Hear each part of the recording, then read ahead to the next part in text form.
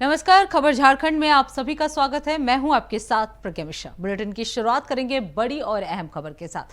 तो सबसे पहले बात कर लेते हैं झारखंड में सरकारी भर्तियों में कथित धांधली और पेपर लीक के खिलाफ छात्रों का आंदोलन अब एक नए चरण में पहुंच गया। आपको बता दें, 20 दिनों से ज्यादा चल रहे छात्र आंदोलन के बाद भर्ती व्यवस्था सुधार यात्रा की शुरुआत रामगढ़ के नेमरा गांव से हुई है, जहां जेपीएससी और जेएसएससी अभ्यर्थी न्याय मंच के बैनर तले शुरू हुई इस यात्रा का नेतृत्व छात्र नेता देवेंद्र महतो कर रहे हैं।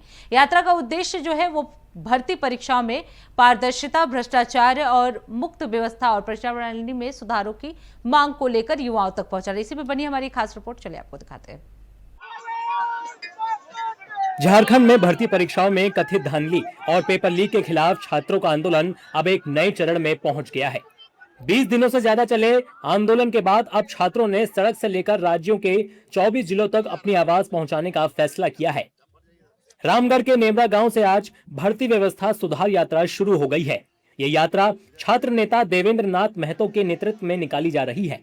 बारिश के बीच यात्रा शुरू करने से पहले शिबू सोरेन की प्रतिमा पर माल्यार्पण किया गया और फिर यात्रा की शुरुआत हुई। चलिए अब आपको बताते हैं कि आखिरकार इस यात्रा का मकसद क्या है। भ्रष्टाचार मुक्त भर्ती व्यवस्था, परीक्षाओं में पारदर्शिता, पेपर लीक पर सख्त कार्रवाई, परीक्षा और नियुक्ति प्रक्रिया में सुधार और अभ्यर्थियों की समस्याओं को सरकार तक सीधा पहुंचाना। देवेंद्र महतो का कहना है कि ये सिर्फ एक यात्रा नहीं, बल्कि झारखंड के युवाओं के भविष्य को लेकर एक संकल्प है।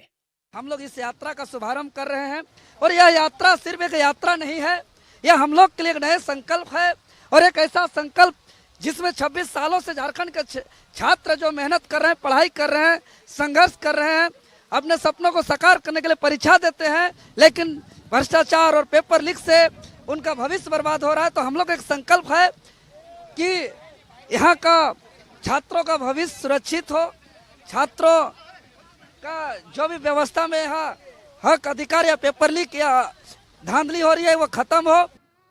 इस यात्रा की शुरुआत के लिए नेमरा को चुनना भी अपने आप में बड़ा संदेश है, क्योंकि नेमरा गांव मुख्यमंत्री हेमंत सोरेन और दिवंगत शिबू सोरेन का पैतृक गांव है।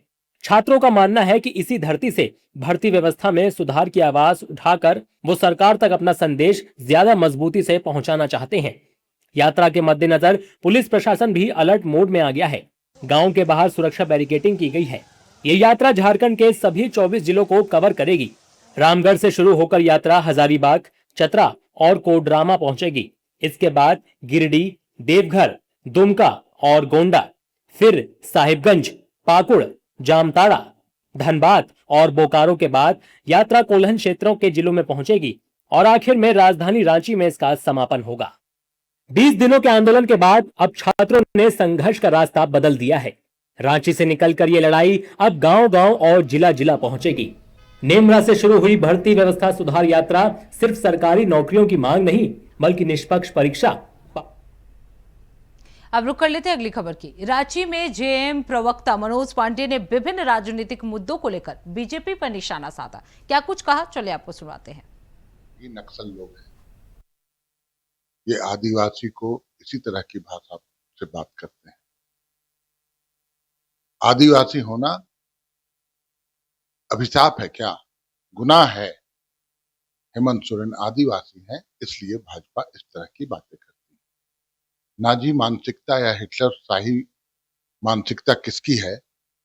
हिटलर अपने देश में यहूदी और गैर यहूदी के बीच में एक नफरत के बीज बोकर और कितने रक्तपात, कितना खून खराबा और सिर्फ दो समुदायों के बीच डिफरेंस पैदा करके, दुश्मनी पैदा करके वो राज करता था। वही हाल भारतीय जनता पार्टी का। इस देश में भारतीय जो हिंदुस्तानी है, अलग अलग धर्म के मानने वाले हैं, उनके बीच खाई पैदा करना, उनके बीच वैमनस्यता पैदा करना, उनके बीच दुश्मनी पैदा करके ये राजनीतिक रोटी सेकते हैं। तो हिटलर कौन है? मुझे लगता है आप हिटलर करके सर्च करिएगा इंडियन हिटलर ना, तो आएगा विश्वगुरु, कथित विश्वगुरु। देखिए, भारतीय जनता पार्टी को 3 दिन लग गया उस लड़की को कन्विंस करने में, मनाने में। जो शिकायत लिखी गई है वो भाजपा कार्यालय में लिखी गई है।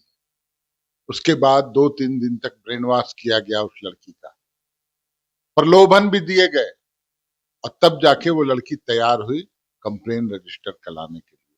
यहाँ तो कानून का शासन है। किसी व्यक्ति के साथ कोई दुर्घटना होती है तो वो कंप्लेन थाने में लिखवा सकता है और यहाँ वो दर्ज होता है। दिल्ली नहीं है कि पेलेट गन लगा हुआ है। छात्रा अब रुक कर लेते हैं अगली खबर की। धनबाद के कतरास थाना क्षेत्र के चौताबाद में जमीन धंसने की घटना के 17 दिन बाद प्रभावित परिवारों के पुनर्वास और अन्य मांगों को लेकर सोमवार शाम सर्किट हाउस में अहम बैठक हुई। बैठक में प्रभावित लोगों के प्रतिनिधियों और अधिकारियों के बीच विभिन्न मुद्दों पर चर्चा की गई। क्या कुछ कहा गया, चलिए आपको सुनाते हैं। हम लोग तो मंत्री जी घटनास्थल पर गए थे जहाँ आशियाना आंदोलन चल रहा है। वहां जाने के बाद 5 प्रतिनिधि की लेकर जो है सर्किट हाउस में बैठक हुई और वे जो आज मंत्री जी आए थे वे सीएम साहब का प्रतिनिधि कर रहे थे और हम लोगों का निर्णय जो है उनके ऊपर रहा कि जो फाइनल करेंगे हम लोग मानेंगे और जो समस्या जो क्वार्टर नहीं देना है और लोग परिवार को, वैसे परिवार को उसमें मिनट्स में लिखा गया है कि वो सरकार से करा के क्या मांग डिमांड क्या कितना मांग हो पाए, संतुष्ट है क्या आप लोग? आंदोलन आपका समाप्त होगा? निश्चित रूप से जब वो काम शुरू करेंगे तभी हमारा आंदोलन समाप्त होगा। क्या क्या काम हमारे यहाँ मिनट्स में क्या डिमांड? हमारे प्रमुख डिमांड था कि आप माने सर्वे कराकर जो है डेंजर जोन घोषित करके जो है उसमें बालू भराई करके या ओबी भराई करके उसको पैक करें और जो रैती प्लॉट है उस क्षेत्र में उसका मुआवजा जो होता है कानूनी ढंग।